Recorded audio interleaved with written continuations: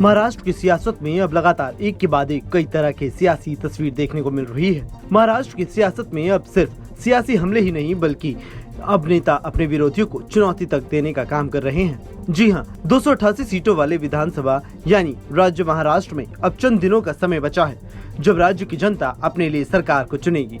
लेकिन उससे पहले ही अब नेताओं की जुबानी जंग भी थमने का नाम नहीं ले रही है।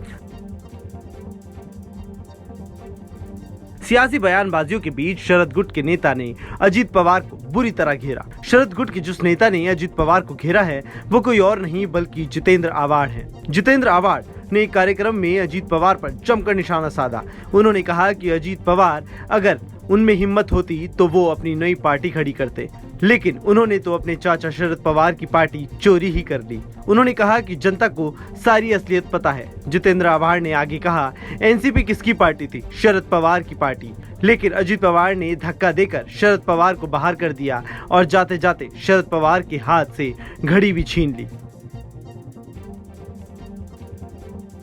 ये पॉकेट मारो की टोली है। सिर्फ यही नहीं, जितेंद्र आव्हाड ने अजीत पवार पर तीखा हमला बोलते हुए कुछ ऐसा बोल दिया जिसके बाद सियासी सरगर्मियां भी बढ़ने लगी है। जितेंद्र आव्हाड ने कहा कि मर्द की औलाद होता तो वो अपनी पार्टी बनाता। जितेंद्र आव्हाड के इस बयान के बाद से लगातार अब सियासत गर्माती जा रही है। एक बार फिर से चुनाव से पहले सियासी बयानबाजी तेज होती हुई दिख रही है। आपको बता दें कि इस बार महाराष्ट्र विधानसभा चुनाव में बारामती सीट से अजीत पवार और उनके भतीजे एनसीपी एसपी उम्मीदवार युगेंद्र पवार के बीच जोरदार मुकाबला होने वाला है। पिछले साल जुलाई में अजीत पवार और 8 विधायकों के एकनाथ शिंदे सरकार में शामिल हो गए थे, जिसके बाद एनसीपी में विभाजन हो गया था। बाद में चुनाव आयोग ने उप मुख्यमंत्री के गुट को असली एनसीपी के रूप में मान्यता दी थी।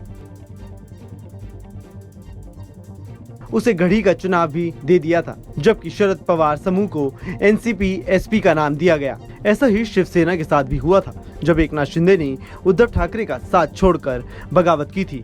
एकनाथ शिंदे ने कई विधायकों को अपने साथ लाकर बीजेपी के साथ सरकार बनाने में सफलता हासिल की थी। अब देखना होगा कि चुनाव से पहले ये बयानबाजी कम होती है या नहीं, या फिर से सियासत अभी और भी जारी रहेगी। Bureau report, news nation.